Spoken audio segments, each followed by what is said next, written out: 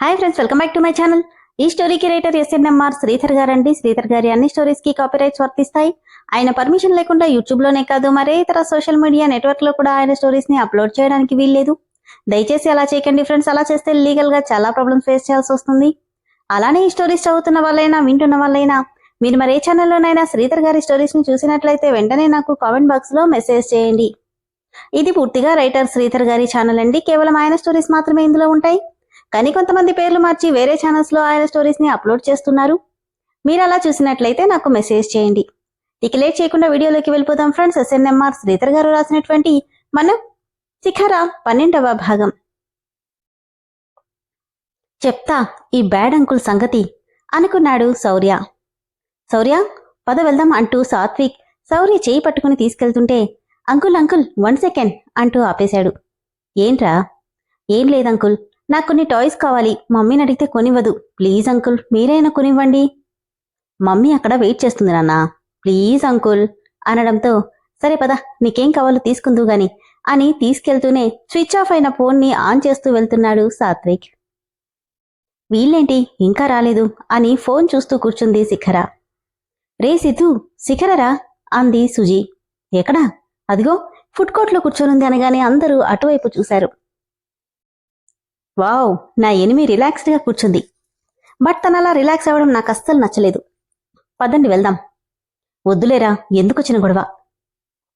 Office అయినా అయితే సైలెంట్గా ఉంటుంది అన్నాడు వెంకీ. కుమార్ కూడా నిజమేరా, మనమేదో సరదాగా వచ్చాం, ఇప్పుడెందుకొచ్చిన గోల చెప్పు. సరే మీరిక్కడే ఏడవండి అని చెప్పి వెళ్తూ మళ్లీ వెనక్కొచ్చాడు సిద్ధార్థ్. ఏమైందిరా, నీకూడా భయంగా ఉందా అని వెటకారంగా అంది సుజీ. భయమా? దాన్ని చూసా, అంత సీన్ లేదు. అని మీరో పని చేయాలి. ఏంటది? మాకు కొన్ని రొమాంటిక్ ఫోటోలు తీయాలి. ముగ్గురూ ఒకేసారి? ఏంటి, తనతో రొమాంటిక్ ఫోటోసా? కుదురుతుందంటావా? అది నేను చూసుకుంటా. రేయ్ వద్దురా, ఎందుకొచ్చిన గోలా? మూసుకొని చెప్పింది చెయ్యి అని చెప్పి వెళ్ళాడు సిద్ధు. ఎక్కడికెళ్లారు వీళ్ళు అనుకుంటూ పైకి లేవబోతుంటే హాయ్ మై డియర్ ఎనిమి అంటూ వెళ్లి తన ఎదురుగా కూర్చున్నాడు సిద్ధార్థ్.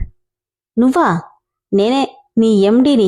అండ్ నీ అని ఏదో చెప్పబోయి ఆపగానే ఏం చెప్తాడా అని చూస్తుంటే అదే నీ ఎనిమిని అంటున్నానే. నువ్వేంటిక్కడా? హలో మేడం, ఇది నీ బాబు కట్టించిందేం కాదు, పబ్లిక్ ప్రాపర్టీ, ఎవడైనా రావచ్చు. అసహనంగా వెళ్లబోతుంటే తనకి అడ్డంగా నిలబడి అప్పుడే ఎలా వెళ్తావు బేబీ, నేనొచ్చిందే నీకోసం. హ్యాండ్స్ ఫోల్డ్ చేసుకుని నీ ప్రాబ్లం ఏంటి మిస్టర్ సిద్ధార్థ్ అంటే తన దగ్గరగా వస్తూ ఏంటే, నేను నీ ఎండీని, నన్ను పేరు పెట్టి పిలుస్తున్నావా అంటూ ఫేస్ని దగ్గరికి తీసుకొస్తున్నాడు. వెంకీ వీళ్ళిద్దరినీ ఫోటోలు తీస్తున్నాడు వీళ్ళు దగ్గరగా ఉన్నప్పుడు. శిఖర కెమెరా వైపు ఉండడంతో సిద్ధు అటువైపు తిరిగుండడంతో ఫోటోలో శిఖర క్లియర్గా కనిపిస్తుంది తప్ప సిద్ధార్థ్ కనిపించట్లేదు.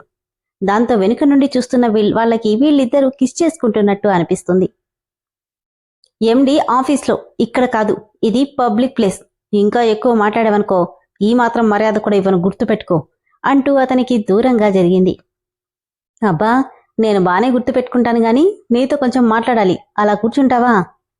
నీతో మాట్లాడాల్సిన అవసరం నాకు లేదు అని వెళ్లబోతుంటే ఆ అవసరం నేను రప్పిస్తాను బేబీ, ఇలా కూర్చో అంటూ బలవంతంగా కూర్చోబెట్టబోయాడు సిద్ధు.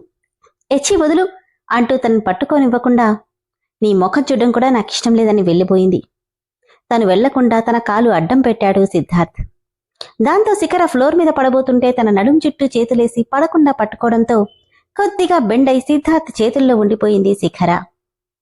వావ్, ఈ స్టిల్ సూపర్గా ఉంది అని వెంకీ ఫొటోస్ తీస్తూ అనుకుంటుంటే ఎచ్చి వదులు అంటూ ఒక్క నెట్టు నెట్టి దూరం జరగబోయింది. ఆమె నడుం చుట్టూ ఉన్న తన చేతిని బిగిస్తూ ఫోర్స్గా దగ్గరికి లాక్కోవడంతో పూర్తిగా అతని ఎదమీదకి వాలిపోయి తన మెడ చుట్టూ చేతుల్ని హారంగా పడిపోయాయి శిఖరకి. వావ్, మనోడు ఓ రేంజ్లో స్టిల్స్ ఇస్తున్నాడు, నువ్వు పిక్స్ కరెక్ట్గా తీయరా అన్నాడు కుమార్. ఒక వేలితో తన నుదుటి మీద నుండి కిందకి రాస్తూ ఎందుకంత కోపం శిఖర, నువ్వు కింద పడతావని పట్టుకున్నాను అంతే కదా అంటే కోపంగా తనని విడిపించుకుని ఏయ్ నిన్ను అంటూ చెయ్యి పైకెత్తి కొట్టబోయింది. ఆ చేతిని అలాగే గాల్లో పట్టుకుని తనని వెనక్కి తిప్పి తన నడుం చుట్టూ చెయ్యేసి తడుముతున్నాడు. వదులు అంటూ కోపంగా గింజుకుంటుంటే ఏంటే గింజుకుంటున్నావు, ప్రతిసారి నువ్వు చెయ్యెత్తితే పడ్డానికి ఆఫీస్లో పనిచేసే నీ కొలీగ్ని అనుకున్నావా? సిద్ధార్థ్ వర్మ అని కోపంగా అంటుంటే తన స్పర్శకి ఒళ్లంతా తేళ్లు జరులు పాకినట్టు అనిపిస్తుంది శిఖరకి. కింద పడతావని పట్టుకున్నా, దానికే ఇంత కోపమా అంటున్న అతని ఊపిరి నిప్పు సెగలా అనిపిస్తుంది ఆమెకు. దాంతో బలమంతా ఉపయోగించి గట్టిగా తోసేసి, కింద పడితే దెబ్బే తగులుతుంది, కాని నీలాంటివాడు పట్టుకుంటే ఛీ, నా ఒంటి మీద తేళ్లు జరులు పాకినట్టు అనిపిస్తుంది అంది. ఏంటి అంత ఇదిగా మాట్లాడుతున్నావు? నువ్వేమైనా క్వీన్ విక్టోరియా అనుకున్నావా? కనీసం తినడానికి కూడా గతిలేని దానివి. నిన్ను పట్టుకున్నందుకు నేను అసహించుకోవాలి. రాయల్ ఫ్యామిలీ, అది పేరులోనే తప్ప నీ బుద్ధిలో లేదు. అందుకే నువ్వు టచ్ చేసినా నా ఒంటిని డెట్టాల్తో వేసి కడిగితే తప్ప మలినం పోదని పళ్ళు బిగబెట్టి చెప్పింది శిఖర. డెట్టాల్ కాదే, యాసిడ్ వేసి కడుగు, దరిద్రం పోతుంది అన్నాడు సిద్ధు. ఓ, డెఫినెట్గా మిస్టర్ సిద్ధార్థ్ వర్మ, నాకు ఛాన్స్ వస్తే అదే యాసిడ్ నీ మొఖం మీద కొడతా అని చెప్పి తన బ్యాగ్ తీసుకుని వెళ్ళిపోయింది శిఖర. ఎంత పొగర్రా అని సిద్ధు దగ్గరికి వస్తూ అన్నాడు కుమార్. రేయ్, ఈ పిల్లకి నువ్వే కరెక్ట్. ఇదిగోరా ఫోటోలు, అన్నిటినీ సోషల్ మీడియాలో అప్లోడ్ చేయి, తిక్క కుదురుతుంది అన్నాడు వెంకీ. దీని సంగతి తెలిసే కదరా వీటిని తీసింది అని వాటిని చూస్తూ కన్నింగా అనుకున్నాడు సిద్ధు. శ్రవణ్, ఇదిగోరా కాఫీ తీసుకో అంటూ కప్ని శ్రవణ్ చేతికి అందించింది సుజాత. కప్ తీసుకోగానే నీతో కొంచెం మాట్లాడాలి అంది. నువ్వు వచ్చావంటేనే ఏదో ఒకటి చెప్పడానికి, వేరే పని పట్టలేదా అన్నాడు శ్రవణ్ తల్లితో. కన్నీళ్లతో, రేయ్, కన్న తల్లితో మాట్లాడే మాటలివేనా? తల్లన్న గౌరవం ఏమాత్రం లేదా నీకు?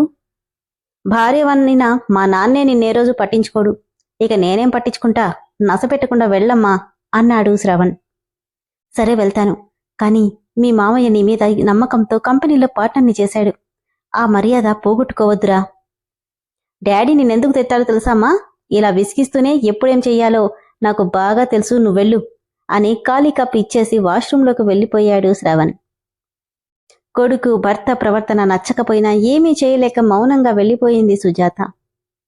బాధగా వస్తున్న సుజాతని చూసి అత్తయ్యా అత్తయ్యా అంటూ వచ్చాడు సుదీప్. ఏంటి సుదీప్, ఏంటంత డల్గా ఉన్నావు? ఏం లేదురా, మామూలుగానే ఉన్నాను. నిజంగానా? సరే అయితే, నాకు నీ చేత్తో స్ట్రాంగ్ కావాలి, ఇస్తావా? ఇప్పుడే తీసుకొస్తానంటూ కాఫీ కోసం సుజాత వెళ్తుంటే సంధ్య లోపల నుండి వస్తూ, అదేంట్రా, నేనిందాక ఇస్తానంటే వద్దన్నావు కదా అంది సుదీప్తో. మమ్మీ, ఏ మాట కామాటే, అత్తయ్య చేతి కాఫీ చాలా బాగుంటుంది, అందుకే తన కోసం వెయిట్ చేస్తున్నా అన్నాడు సుదీప్. సుజాత సుదీప్ నుదుటి మీద ముద్దు పెట్టి ఇప్పుడే తీసుకొస్తానంటూ లోపలికెళ్ళింది. మమ్మీ, అన్నయ్య ఏంటి 2 రోజుల నుండి ఫోనే చేయలేదు, నీకు చేశాడా అని అడిగాడు సిద్ధార్థ్ గురించి సుదీప్. లేదురా, బిజీగా ఉన్నాడేమో. మొబైల్ తీసుకుంటూ మా అన్నయ్యతో రోజు మాట్లాడకపోతే నాకేం బాగోదు అనుకుంటూనే సిద్ధార్థ్కి కాల్ చేశాడు సుదీప్. శౌర్య, నీకు కావాల్సింది ఇక్కడుందా లేదా అని అడిగాడు బొమ్మల కోసం వెతుకుతున్న శౌర్యని సాత్విక్ మాల్లో. వెతుకుతున్నాను అంకుల్, ఓ పని చేయండి, మీరెళ్ళి అక్కడ కూర్చోండి, నేను మొత్తం సర్చ్ చేసి వస్తాను. సరే, తొందరగా వచ్చి, లేదంటే మమ్మీ కోప్పడుతుంది. ఓకే అంటూ టాయ్ సెక్షన్కి వెళ్ళగానే తనేదో అర్జెంట్ కాల్ మాట్లాడుతూ వెయిటింగ్ లాంజ్లో కూర్చున్నాడు సాత్విక్. సాత్విక్కి కనబడకుండా నెమ్మదిగా బయటకొచ్చి సిద్ధార్థ్ వాళ్ళని వెతుక్కుంటూ వెళ్లాడు శౌర్య. ఓ షాప్లో ఏవో చూస్తూ నవ్వుకుంటూ వాళ్ళందరూ కనిపించారు. వాళ్ళ దగ్గరికెళ్ళి హలో అంకుల్స్ అనగానే, రే శిశింద్రి, నువ్వేంట్రా ఇక్కడ అన్నాడు సిద్ధు.